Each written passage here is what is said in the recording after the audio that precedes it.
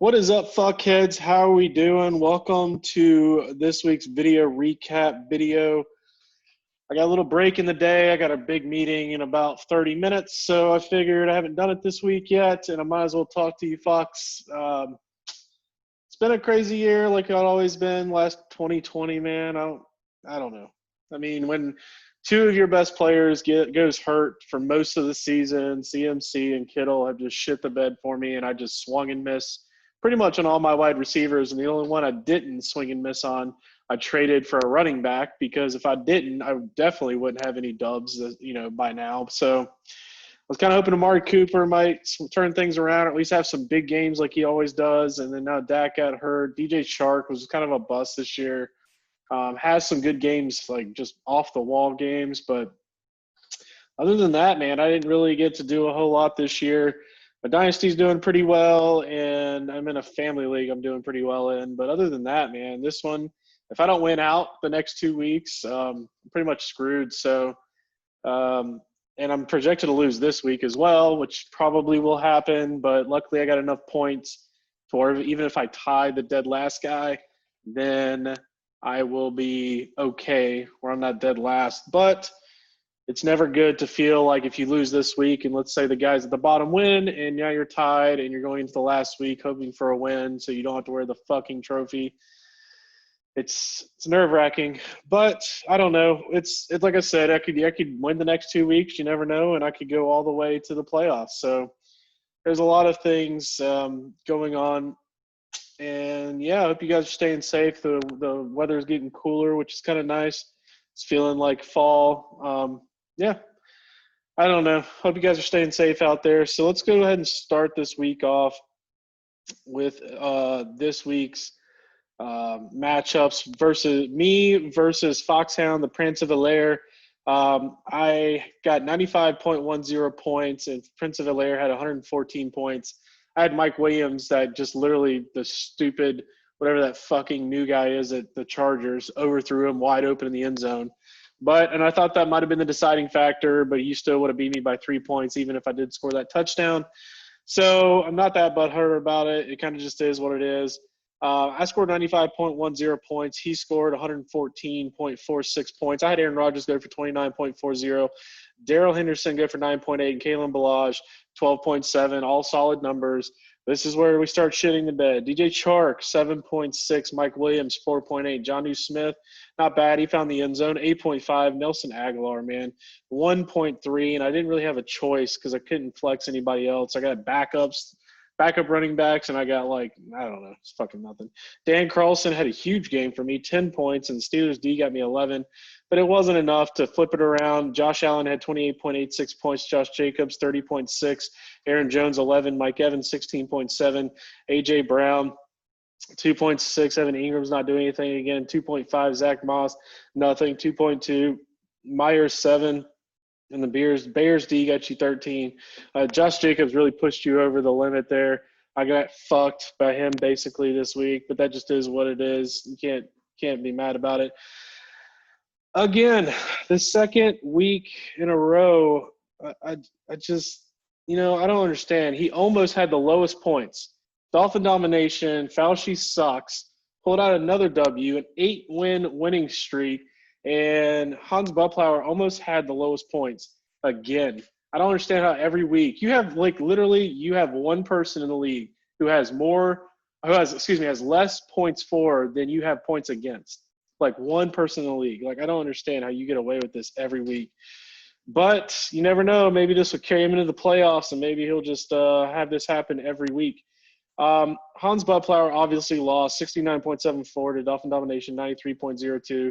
Hans Buttlauer had Jared Goff go for 12.48, J.K. Dobbins go for 1.9, Chase Edmonds 10.6, Juju finally showing up again, 18.2, Jalen Reagor 6.7, Mike Gesicki 5 points, Jonathan Taylor 4.7, Ryan Suckup 8 points, and the Eagles D got you 2 points.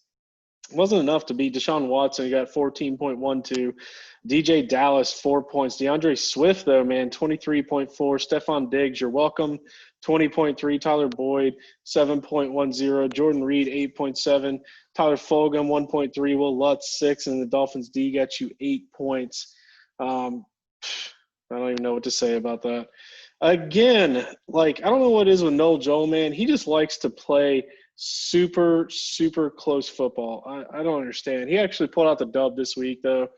He had 96.94 points versus Hagan, who had 90.16 points. Hagan seems to be sliding down the scale a little bit. He was like in the top two.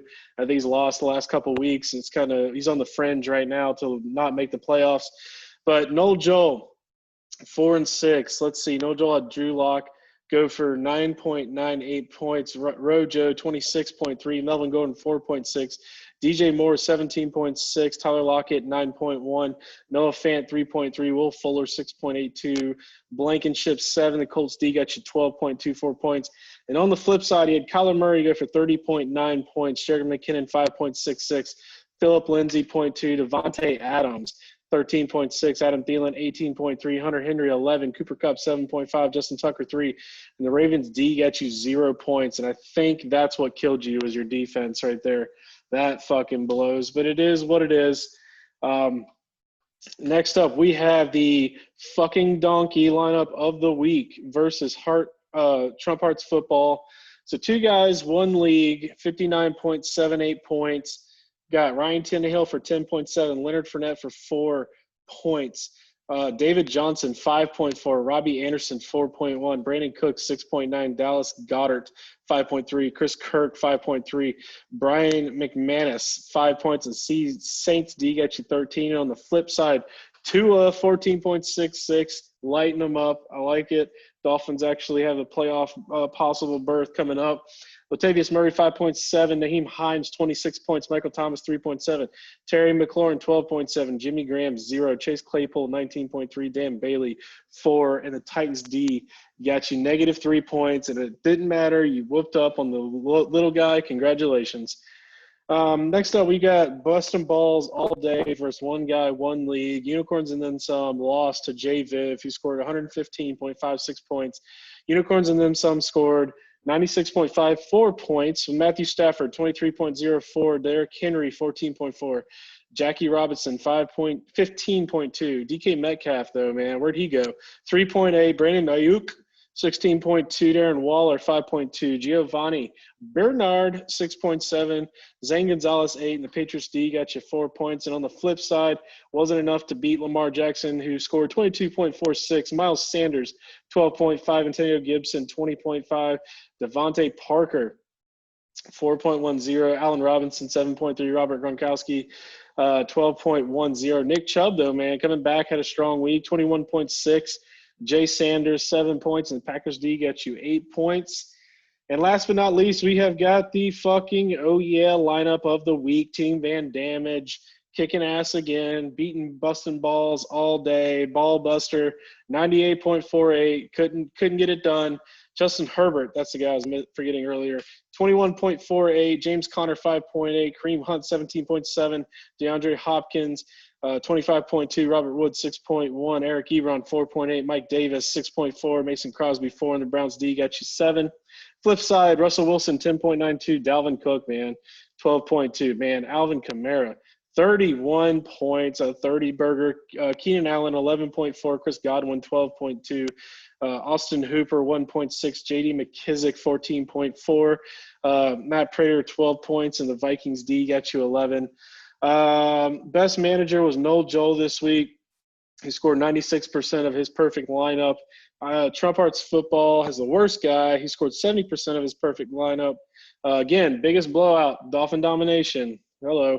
Nearest victory like every freaking week. I think your just name is etched into this this award every week is Noel Joel versus Hagen 05. Highest point scorer with the cool emojis, 117.02 fan damage.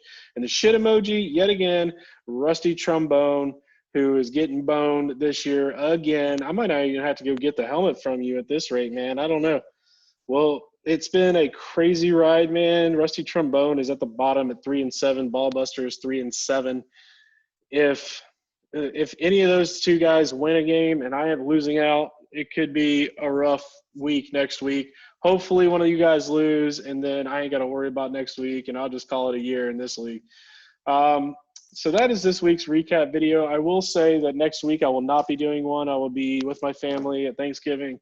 doing my thing. So I will not be able to do my video recap next week, and the week after will be the last week before the playoffs. So for you guys who are not aware, your lineups lock the last week of the regular season. So I believe that's going to be week 12.